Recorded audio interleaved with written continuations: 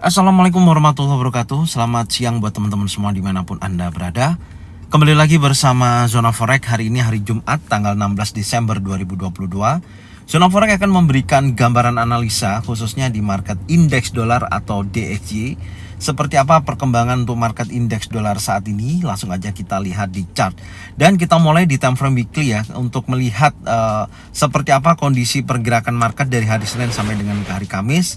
Karena hari Jumat ini adalah candle terakhir weekly ya, yang nanti akan ditutup di hari Sabtu dini hari pukul 5 pagi.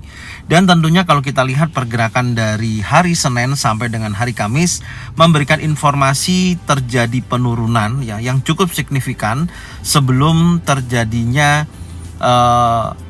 kenaikan suku bunga ya, dan inflation rate Amerika ketika turun 7,1% itu yang menyebabkan terjadi penurunan berlanjut hingga mencapai area target weekly dan tepat di area support yang sudah kita gambarkan ya di area 103.442. Dan kemudian setelah rilis suku bunga ya, sekali lagi setelah rilis suku bunga terjadi kenaikan yang cukup signifikan ya, di mana suku bunga yang sebelumnya bertahan di angka 75 basis point, kemudian kemarin dari si Powell sendiri ya, atau the Fed menurunkan hingga 50 basis point, dan saat ini rate atau suku bunga di Amerika mencapai 4,5%. Tapi tanpa disadari ya oleh pelaku pasar bahwasanya sikap daripada Jeremy Powell sendiri itu lebih hawkish ya untuk 2023, karena si Powell sendiri menganggapnya potensi penurunan hingga 7,1% itu masih jauh di atas rata-rata, karena targetnya adalah menurunkan hingga 2%.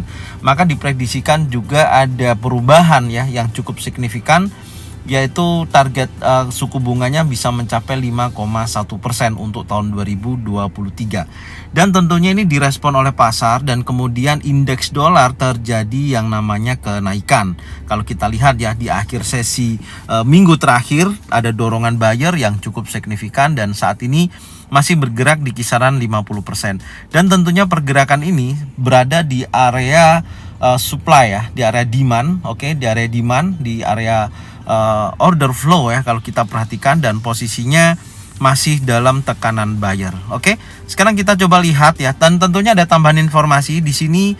Saya tarik Fibonacci retracement ya dari titik A ke titik B, dan tentunya area yang posisi swing terakhir di sini ini mendekati area 78,6 sampai dengan 88,3, yaitu 102.874 sampai dengan 182, 104.182. Dan ini potensi memang area yang sangat kuat ya. Setelah golden level area ini biasanya terjadi dorongan buyer yang cukup kuat jika menemukan area ini. Tapi kalau nantinya memang posisi hanya ditutup di candle seperti ini, nanti kita lihat ya di time frame yang lebih kecil apakah ada terjadi breakout di antara pergerakan saat ini. Sekarang kita turunkan dulu di time frame daily untuk melihat seberapa besar potensi di time frame daily yang bisa kita dapatkan. Nah, di time frame daily ya, Anda perhatikan di sini saya melihat chart pattern ya. Sekali lagi ini chart pattern yang dari beberapa hari sudah saya buat ya, ini membentuk sebuah falling wedge, di mana low yang di atas semakin menurun dan low yang di bawah semakin menurun, membentuk sebuah kerucut. Dan tentunya di hari kemarin ya, ini terjadi kekuatan bullish yang cukup signifikan ya, membentuk impulsif bullish di mana memakan daripada candle warna merah. Padahal kalau kita lihat data ekonomi yang rilis di hari Kamis kemarin menunjukkan hasil yang kurang memuaskan ya, atau di bawah rata-rata. Tapi respon pasar tetap melihat dihubungkan dengan kebijakan si Powell sendiri ya untuk lebih hawkish, maka pengaruhnya tidak terlalu besar, bahkan mendorong pergerakan daripada indeks dolar itu terjadi penguatan. Dan secara data saat ini membentuk bullish engulfing, dan biasanya secara teknikal jika mana membentuk bullish engulfing seperti ini akan terkoreksi minimal antara 38,2% sampai dengan 50%. Kalau kita lihat informasi yang bisa kita dapatkan di area ini, yaitu mendekati 78,6%, yaitu 104.182, mendekati area resisten become support ya. Di sini ada resisten become support Oke, area itu bisa dijadikan gambaran ya atau acuan area ini karena berpotensi juga terjadinya koreksi hingga wilayah ini. Setelah itu nanti kita lihat apakah ada penolakan pergerakan, baik itu pembentukan pattern, baik single pattern, double pattern atau triple pattern yang menunjukkan kekuatan bullish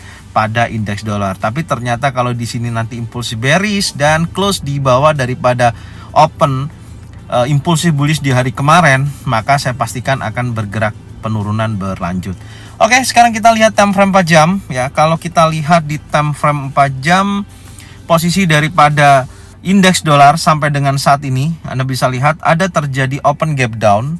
Ya, ada terjadi open gap down setelah kenaikan yang cukup signifikan di hari kemarin dan tertahan di trendline atas dan masih saat ini belum terjadi breakout ya. Anda bisa lihat. Dan tentunya ini sudah break juga di area 50% yang saya gambarkan di hari kemarin dari titik ini terakhir ya, dan sudah di breakout. Oke. Sekarang yang perlu kita lihat adalah area ini ya, area support atau area 104.182. Apakah ini nanti di sini ada potensi pembalikan atau ada potensi penerusan, yang dimana batasannya adalah di kisaran ini ya, yang menjadikan perubahan pergerakan daripada indeks dolar itu sendiri. Karena kalau teman-teman lihat ada posisi yang terakhir itu pembentukannya seperti ini.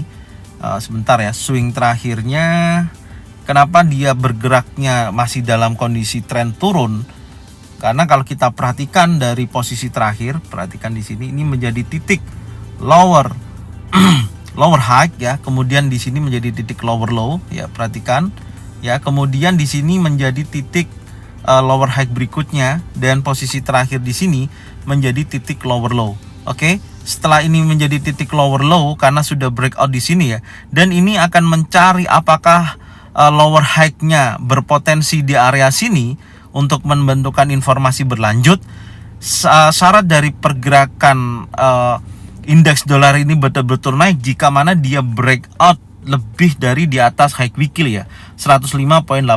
Menurut saya sampai dengan posisi saat ini ya, menurut saya dengan posisi saat ini untuk dia bergerak di atas high weekly kayaknya sangat jauh ya, karena untuk informasi news hari ini juga dampaknya memang high impact, cuman satu ya untuk berita untuk hari ini seperti itu. Dan kalau kita lihat terakhir ini sebentar, ini saya ganti warna putih supaya kelihatan. Nah, terakhir di sini sudah menyentuh area order block ya di time frame 4 jam.